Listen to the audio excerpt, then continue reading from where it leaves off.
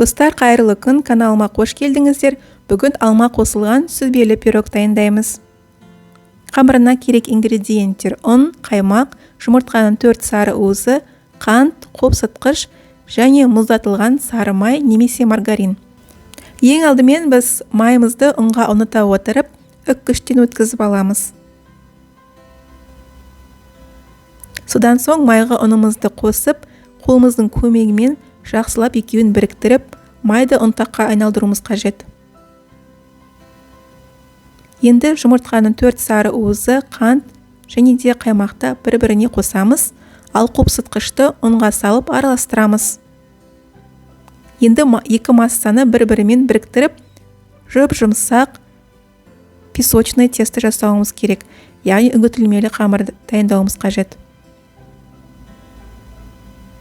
Видеода көрсетілгендей қамыр өте жұмсақ, жақсы әдем болып шығады. Енді қамырымызды целлофан пакетіне орап, тоңазытқышқа жарты сағатқа салып қоямыз. Енді салмасын дайындайық. Ол үшін бізге сүзбе, қант және де жұмыртқа қажет. Барлығын блендердің көмегімен біркелкі масса етіп жасап аламыз. Мінекей массамыз дайын болды. Енді бізге 4-5 дана алма қажет. Алманы осындай формаға турап аламыз. Енді формамызға пергамент қағазын төсеп, қамырды 4 бұрышты етіп жайып шығамыз. Қолымыздың көмегімен жасаймыз. Содан соң алманы саламыз. Мендегі форманың диаметрі шамамен 30-40 см. Алманың үстіне сүзбелі массамызды салып шығамыз. 170-180 градус қызып тұрған пеште 30-35 минут пісіріп аламыз.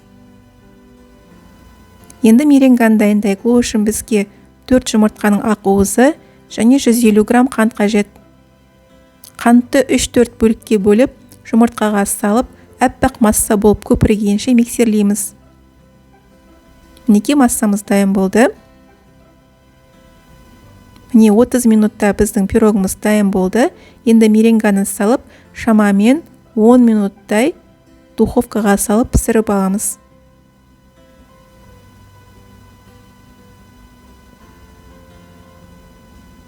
Міне біздің пирог дайын болды. Енді толық суығанын күтеміз.